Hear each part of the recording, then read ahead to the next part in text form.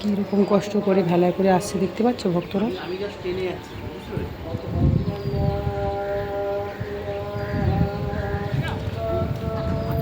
এরকম করে মায়ের মন্দিরে আসে সবাই, এরকমভাবে সব কাতারে কাতারে ভক্ত শিব শ্যামা কৃষ্ণকালী মায়ের মন্দিরে আসছে দেখতে পাচ্ছ।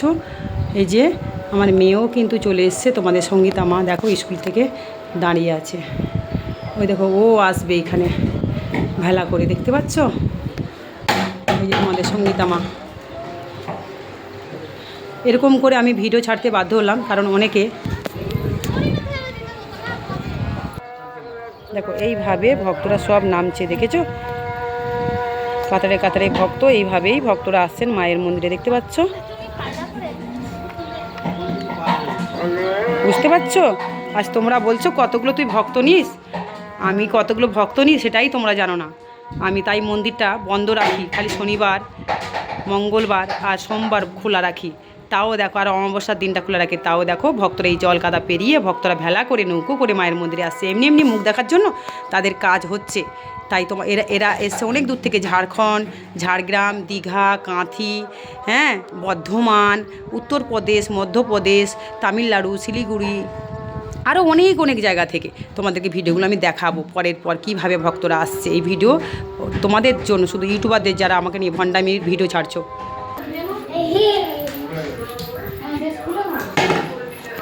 বুঝছো ভক্তরা মায়ের মন্দিরে এইভাবে কাতারে কাতারে ভক্ত আসে, এদের জন্য বিছানাগুলো এইভাবে আমি রেডি করে রাখি। নিজেরা আমরা মাটিতে ঘুমাই, কিন্তু ভক্তদেরকে আমরা ঠিক বিছানায় আমাদের নিজেদের বেডরুমও ছেড়ে দিই। রান্না করে রেখেছি, ভক্তরা এবার খাবেন সবাই।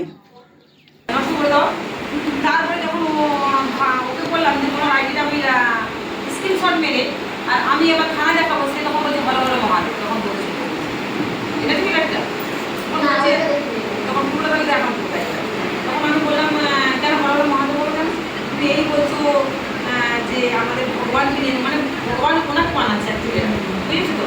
তা আমি বললাম বলছে আমাদের ভগবানকে নিয়ে এরকম কথা বলার সাহস কে দিচ্ছে, তোমাকে আমরা খানা ঢাকাটা দিই, কমেন্ট করছে আজকে ভোরবেলায়।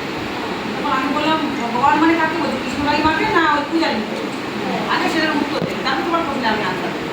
স্যার কিছু বলে না, স্যার আবার কিছু বলে না। তখন আমি আর একটা প্রশ্ন করলাম, অনেক কথাই বলে গেছে আমাকে, খেট ফেট কী সব দিচ্ছে, কারণ ও এখন ভয় দেখাচ্ছে, আমি ভয় পাইনি বুঝতে পেরেছি।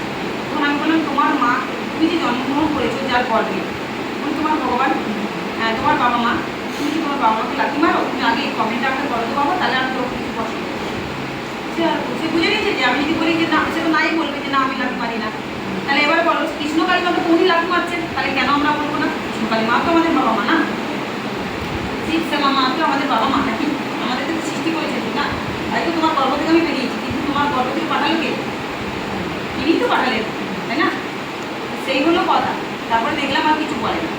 তো সকালবেলায় পুজো দেওয়ার সময় এটা দুপুরে কথা দিলাম, সকালবেলা পুজো করেছি, পুজো করার সময় ভিডিও ছাড়লাম, ভিডিওটা কেন যায় না কেন না ভিডিওটা ব্লক করে দিয়েছি, আইডি নষ্ট করে দিয়ে দিয়েছি। তা দেখো বাবা, আমার যদি কপালে থাকে, আমার তিনখানা চ্যানেল আছে, কটা নষ্ট করবে? যাতে একটা আরো দুটো আছে, আরো দুটো যাবে, আরও বাড়িয়ে দেবো 10টা, কারণ আমি এমনি ভাইরাল হয়ে গেছি, কথা লেগে গেছি। আমি যদি নতুনও চ্যানেল খুলি তবু বলবে ওই চ্যানেলটা সবাই দেখেছি, হ্যাঁ। তাহলে এইভাবে কেউ কোনোদিন কাউকে ভয় দেখায় না, কারণ তোমরা আগে নিজের থেকে শুধরে যাও না, কেন মা 5টা মানুষ বলতে যাবে, তাই না? হ্যাঁ, কেন বলতে যাবে? আজ যে তোমরা এত দূর থেকে ঝাড়গ্রাম থেকে, তো ঝাড়গ্রাম বেল পাহাড়ি দিক থেকে এসছো, এই যে এত দূর থেকে কটার সময় বাসে চড়েছ? 6টার সময়, ওই মানে ঘর থেকে 4:30টার সময় উঠেছো, 4টার সময় চোখ দেখে বুঝতে পারছি, হ্যাঁ 3টার সময়, ভোর 3টার সময়। আমার তো এখন দুটোই ভুল হয়ে গেল, ভোর হয়ে গেছে, ভোর হয়ে যেতে যেতে হবে, বুঝতে পেরেছি। তো এবার দেখো আজকে শুক্রবার, এই যে তোমরা আসছো, তোমার একটা আশা নিয়ে আসছো না, কথাটা বলছো আমার মুখটা নিয়ে যে এই ছেলেটাকে বোকা বানিয়ে গলিতে রক্ত খুঁজে তুমি যে মানুষের মানুষ আছে, এটা আমিও দেখেছি। ও কিন্তু আমার বলেনি, আমি যখন বললাম তখন তো মা, আমি যখন ছোটোবেলায় কুচি গণনা করি তখনই আমার মানুষদের সুদারা বলি, তারপরে যেখানে যেখানে যায় তারাও বলে, মানে দেখলে পারে বলে, বলেছে 20,000 টাকা, আবার কোথায় গেছে কি বলে 50,000 টাকা বলেছে। তখন বলেছি নিজের মুখে বলেছি না কথাটা, তাহলে দুটো শোনা যাচ্ছে, শোনা যাচ্ছে দুটো থেকে। এখানে এসে বসে বলছি ভবিষ্যতে কাজ থেকে করে দিতে করে দিতে বলছে তাই তো। এবার দেখো কোথায় ছিলাম মা? হ্যাঁ, মাঙ্গলিক দোষ। তো আমি তাকে তখন ভিডিওটা শুনলাম, শুনেছি কিনা তোমরা দেখেছো, যে কি এমন জিনিস লাগে একটা মাঙ্গলিক দোষ কাটাতে 20,000 টাকা 50,000 টাকা লাগে। আমাকে যারা বলতে পারছে কি কেউ? নিশ্চয়ই তাকে যারা বলেছে তারা ভিডিওটা দেখবে হয়তো। আমি তাকে বলে ছেলেটাকেও বলেছি, যারা বলেছে তাদেরকে একটুখানি এই ভিডিওটা পাঠিয়ে দাও, হোয়াটসঅ্যাপ বিষয় আছে, পাঠিয়ে দাও।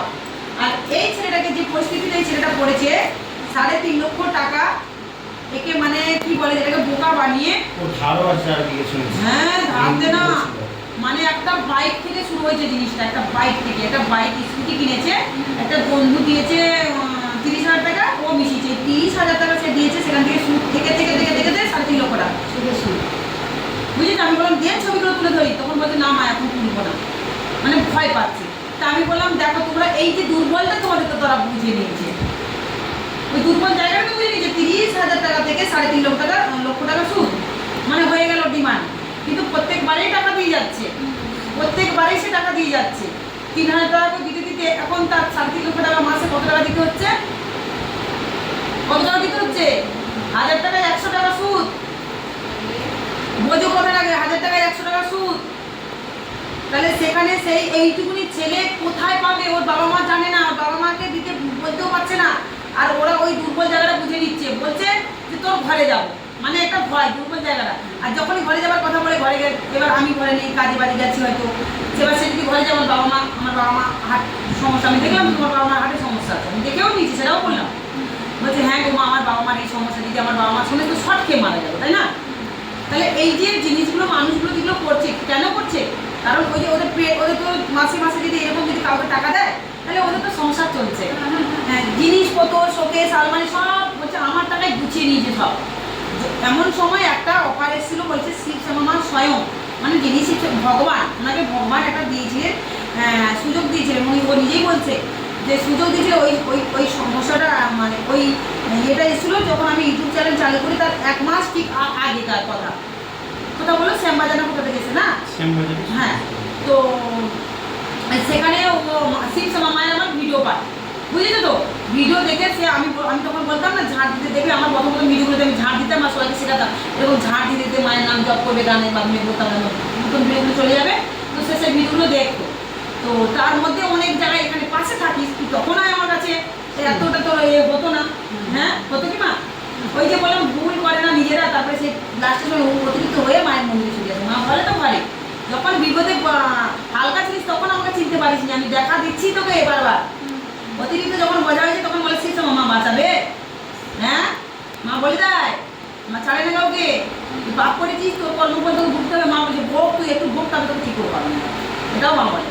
তো সেই রকম ও তখন আমাকে এসে বলছে মা তো তোমার ভিডিও আমি দেখতাম, কিন্তু না আমি না আসতে পারতাম না। এখন মানে বলো বিশ্বাস যায়নি, এটাই হয়তো হতে পারে। হ্যাঁ, ওটা হয়তো বাধাও হতে পারে, বাধা হতে পারে। মা হয়তো চেয়েছিল যে আরও বিপদে পড়ছে। এবার এখানে সেখানে গিয়ে তার মাঙ্গিল দোষে 50,000 টাকা 20,000 টাকা আরও কত টাকা এদিক সেদিক খরচা করেছে, বুঝলি? মাঙ্গিল দোষে কেন কাটান এখনো করে দিয়েছে। আমি বললাম কি লাগে, মাত্র 1,000 টাকা যদি জিনিস লাগবে, কিন্তু তুমি কিছু জিনিস কিনে দেবে আমাকে, সেই জিনিসগুলো লাগবে, কিছু জিনিস কিনে দাও, আমি করে দিচ্ছি তোমার জিনিসগুলো, কাজ করে দেবো। মানে আরও কিছু জিনিস আছে তার সমস্যা আছে, সেগুলো থেকে আমি তাকে কাটান করে দেবো জিনিসগুলো, ঠিক আছে? সেই পয়সাটাই তো তার কাছে দিই। মায়ের কাছে একটা ধূপকাঠি আর একটু ছোটো ছোটো ফুল এনেছিল মার কাছে, পয়সা নেই একদম পুরো। আমি তো বুঝতে পারছি না, আমি তো ওর হাত দেখেও নিশ্চয় একদম হয়ে গেছে। এবার সব ফের দিচ্ছে, তার বাবার কাছে যাচ্ছে, বাবার কাছে গিয়ে বলছে যে না হোয়াটসঅ্যাপে পাঠাচ্ছে, মানে আমরা দেখেছি এখানে এসে ওরা দুজন আছে, দুজন, একটা চোখ কানা আছে, উনি নাকি মায়ের আবার পুজো করেন, উনিও ফের দিচ্ছেন ওই ছেলেটাকে। বলছে টাকা যদি না দিস থানার ভয় দেখাবো। আমি বললাম তাকে, ছেলেটাকে শক্তি জোগালাম যে এটা তোমার দুর্বলটা পেয়েছে বাবা, থানায় ওরা দিতে পারবে না, কারণ ওরা দিদি থানায় গেলে তো তুমি আসল কথাটা বলবে, ওরাও বলবে, তখন পুলিশ ওরাই ফেসে যাবে, পুলিশ ওদেরকে ফাঁসিয়ে দেবে। হ্যাঁ, ছেলেটাই বুঝতে পারছে না, মানে সুদ দিয়ে মানুষকে 3,000 টাকা 30,000 টাকা দিয়ে সেখানে 3.5 লক্ষ টাকা প্রত্যেকবার টাকা দিচ্ছে। হ্যাঁ, যেটা বলতে যাচ্ছিলাম, এবার মায়ের ভিডিও পেয়ে মায়ের একটা অফার দিয়েছিল তাকে, মানে একটা সুযোগ করে দিয়েছিল, মায়ের নাম জপ করে তাকে একটা সুযোগ দিয়েছিল। কোথা থেকে নাকি কেউ একজন তাকে সুদে টাকা দেবে বলেছিল, বলছে তোর যখন এত সমস্যা হচ্ছে এই টাকাটা নিয়ে তুই তাকে দিয়ে দে, আর আমাকে সুদ দিতে হবে না, ও বলেছিল কি যেন এই যেমন 1000 টাকায় 100 টাকা সুদ, ও বলেছিল নাকি 50 টাকা করে দিতে আমাকে। ওকে আমি 3.5 লক্ষ টাকা দিচ্ছি, কি 25 টাকা না 10 টাকা না কত করে, মানে মাসে কটা টাকা চেয়েছিল মাত্র, সামান্য সামথিং। তাও ভালো সই, তুই তাকে দিয়ে এখানে আর তোর হালকা হয়ে যাচ্ছে বোঝাটা, তাই না? তো সে তখন অফারটা নেয়নি, নাই মা সুযোগ দিয়েছিল। আবার একটা সুযোগ দিয়েছিল সিদ্ধম আমার নাম জপ করে, একটা ভালো একটা মানুষ ওরই ফ্যামিলি পরিবারে, ও বলছে যে আমরা 2 লক্ষ টাকা দিচ্ছি, কেউ বলছে 50, এরকম করে সবাই বলেছিল যে আমরা দিয়ে দিচ্ছি টাকা, হ্যাঁ তুই এই টাকাটা দিয়ে দে, কিন্তু এই টাকাটা তোকে শোধ করে দিতে হবে, কিছু একটা অফার দিয়েছিল তারা। তো সে তখনও নাকি কোনো একটা সুযোগ নেয়নি, একটা ভালো কাজ পেয়েছিল, সেটাও সুযোগ নেয়নি সেই সময়, মানে ওই বাইক স্কুটি নিয়ে এক বয়সের ছেলে তো বুঝতে পারছে, তো বুঝতে পারবে। এবার সেই যে বন্ধু বান্ধব আজ তার শত্রু হয়ে দাঁড়িয়ে গেছে, যাদের সাথে বাইক, ওই বাইক নিয়ে শেয়ারে বাইক কিনেছে সবাই, আবার শেয়ারে বাইক কিনছে। এবার সে বাইকটা এর কাছে আছে, তুই কেন এতদিন যাবি আমার কাছে থাকবে, এখানে বাইক নিয়ে আবার বলছি তাহলে আমার 3000 টাকা দিই, সেখান থেকে এত দূর হয়েছে এই জিনিসটা, বুঝতে পারছো ব্যাপারটা? অনেকটাই বোকানো করেছে। বোকামো মানে এদের কথা শুনে, যার তার কথা শুনে বোকামো করেছে। তখন এখন শিক্ষমা মার কাছে সেটাই কাছে, মা গো তুমি আমাকে অনেক সুযোগ দিচ্ছে, তোমার মায়ের ভিডিও পাওয়ার পর, মায়ের নাম জপ করার পর সেই অফারগুলো পাচ্ছিল। মা বলেছে তো তোমাকে আমি সুযোগ দিয়েছিলাম, মাই তো বলছিল, তখন বলছে হ্যাঁ মা, হ্যাঁ মা, তখনই বলছে আমি সুযোগ পেয়েছিলাম, কিন্তু আমি নিজের পায়ে তুলে পেরেছি, কী করবে, কিচ্ছু করার নেই। আর ওকে যদি থানায় নিয়েও যায় ফেসে যাবে ওরা, ফাঁসবে না, সেটাই ভয় পাচ্ছে যদি থানা নিয়ে যায়। তাহলে আমি কি করবো, আমি কি করতে পারি বলো? হ্যাঁ ভাবছে বারবার বাড়াচ্ছে, মা আজকে বলে যেতে আমাকে এই করছে সেই করছে, আমি কি করবো? কিচ্ছু একটা করো মা, কিচ্ছু একটা করো, এটা বোকা বোকা বসুন না, আমি কি ভগবান? হ্যাঁ সবাই এরকম, সবাই আমার মাথা কাটে শুনখানে, আসবে কাঁদবে, ফোন করে কাঁদবে, রেকর্ডিং করে পাঠাবে, মা গো আমার এই হলো না, মা আমি ঘর ভাড়া পাচ্ছি না, আমাকে তাড়িয়ে দিয়েছে, মা আমার এই ঘরে থাকতে দিচ্ছে না, আমি ঘর পাচ্ছি, আরে আমি কি করবো? কেউ বলছে মা পড়ে গিয়ে সিঁড়ি থেকে এত বড় ফুলে গেছে, মা আমার গলা কমছে না, মা দেখো তো কিছু হয়েছে, আমি দেখলাম চিপ ধরেছে, আমি বললাম তাদের শুনেছো না, হ্যাঁ এবার হাসপাতালে যা, এবার হাসপাতালে ওষুধ ডাক্তার নাকি দেখি, মা গো ভালো হচ্ছে না, কি করবো, তুই ঝাড়িয়ে করতো সব এইভাবে কাজ করে দিই, ঝাড়িয়ে দাও, আমি এটা ঝাড়িয়ে যাবে না, এটা এই সব কিছু বন্ধ করা হয় নাকি? না না, আসলে কি বলুন তো, যখন ওই মানুষটা বলে তো, আপনি যদি ওই শুধু একটুখানি করে দিলাম তো, ওর মনে একটা পজিটিভ একটা এনার্জি চলে আসে, তখন অটোমেটিক সুস্থ হয়ে যায় মানুষ। হ্যাঁ আপনারা ওই বিশ্বাস রাখবে, বিশ্বাস। আর কিছুই না। ঝাড়ি দাও না মা, না আমি ঝাড়িয়েছি, ওর ফলা কমে গেছে, ফলাটা কমে গেছে, কিন্তু ওই চিপটাকে আমি জোড়া করতে পারবো? হ্যাঁ, ওটা তো হবে না, ডক্টরের উপায় নেই। তাই বলছি তো আমি, কিন্তু ওর মনে একটা সাহস যোগায়। আপনি পয়সা নেই যে চিপ জোড়া করে পয়সা নেই, অথচ তুমি দেখবে সেই মেয়েটা, যে মেয়েটা বলেছে, আমি প্রমাণ দেবো তোমাকে, যে মেয়েটা আমাকে বলেছি কথাটা, তারা তাদের হাত দেখেছিলেন, স্বামী স্ত্রী ছিল, মঙ্গলার কাছে গেছিল, তার হাত দেখে যা যা বলেছি সেইটাই মিলে যাচ্ছে। আমি বলেছি তো বিপদ হবে, 1 মাসের আগে তুই ঘর পাবি না, আবার যদি আমি বললাম যদি ঘর পাই তো টাকা নিয়েও সমস্যা হবে। এখন আমাকে ফোন করে বলছে মা আমি ঘর পেয়েছি, কিন্তু আমি টাকাটা ভাড়া দেবো, একজন বলেছি 20,000 টাকা দেবে, সে দিচ্ছে না, একটু ঝাড়িয়ে দাও যদি টাকা দেয়। আরে বাবা কি কথা, হ্যাঁ তোমার বর গাড়ি চালায়, তুমি টাকা পয়সা কেন? ওনার বর তো নেশা ভাঙ করে, আমি সেটাও বলেছি দেখবে, নেশা ভাঙ করে, স্বামী স্ত্রী ছেলে মেয়ে সব ওনাকে মারে।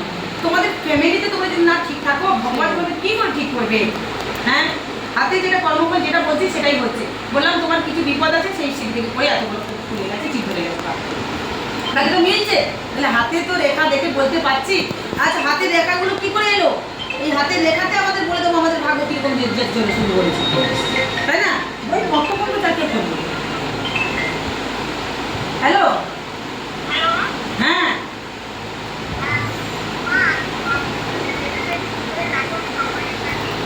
চাম্পাড়িতে থাকো মা, তুমি মরি বুঝে না। শোনো, চাম্পাড়িতে তুমি থাকো, চাম্পাড়ি থেকে সোজা টোটো ধরবে, আগনা চেনো? আগনা কালকে চলে এসো, কালকে মঙ্গলবার, আমি কিন্তু বেশি লোক নিই না, আমাকে খাতায় নাম লিখে রাখতে হবে, ঠিক আছে? 12:30 মধ্যে, 12টা 12:30 মধ্যে ঢুকে যাও। আমার যদি আসো তাহলে আমাকে নাম লিখতে হবে, কেন বাকি আর কজন হলে আমার হয়ে যাবে, এই কজন, যে কজন নিই আমি, ঠিক আছে? তাহলে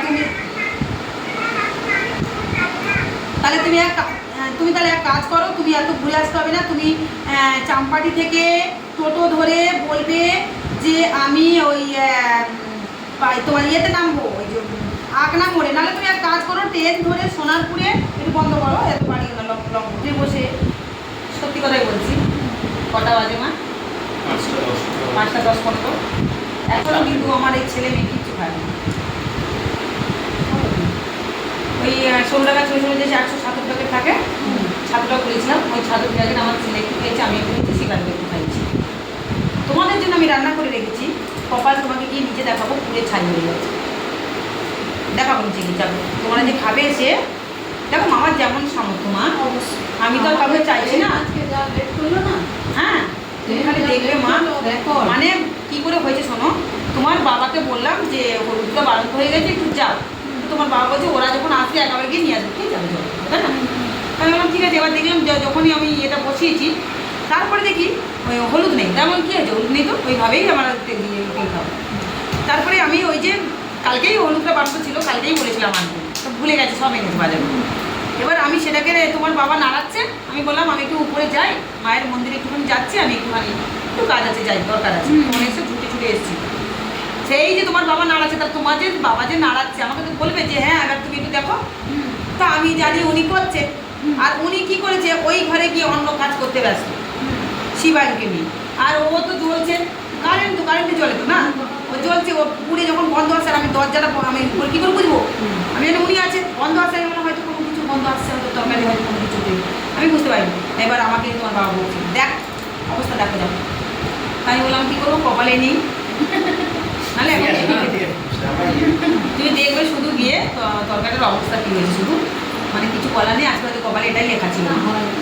ঠিক আছে, আমি জানি সবাই যখনই যে আসে দূর থেকে যারা থাকে তাদের সাথে একসাথে বসে আমরা ওই 3-4 যে যখন আসে তখনই খাই না। সত্যি কথা বলছি 5:30 বাজে এখনও কিন্তু অন্নগ্রহণ হয়নি। ওই যে বললাম ছাত্র খেয়েছি, এটা মেয়ে কী খেয়েছো তুমি, স্কুল থেকে তো এলো, দেখতে পাচ্ছ তুমি মেয়েকে, তুমি কী খেয়েছো, কী খেয়ে গেছো, ছাত্র খেয়ে গেছি তোমাকে বেলা, চোখ থেকে নিশ্চয়ই বুঝতে পারছো, আমি বুঝতে পারছি কষ্ট হচ্ছে, আমি বললাম না যে হ্যাঁ?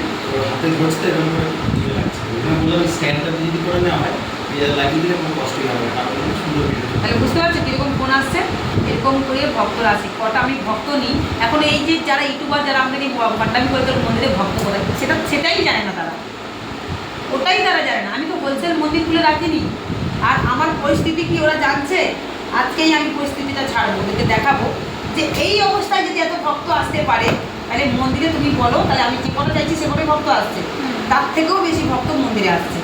এবার আমার এই ছোটো বাচ্চা ঘর সংসারে কাজ, আমার তো আর সাধুটা মানে সেবা করার জন্য মন্দিরে কাজ করার জন্য তো কেউ নেই মা, সব তো আমাকে করতে হচ্ছে মা, আর রাতের পর রাত সাধনা, কোথা থেকে শরীরে এনার্জি আসবে?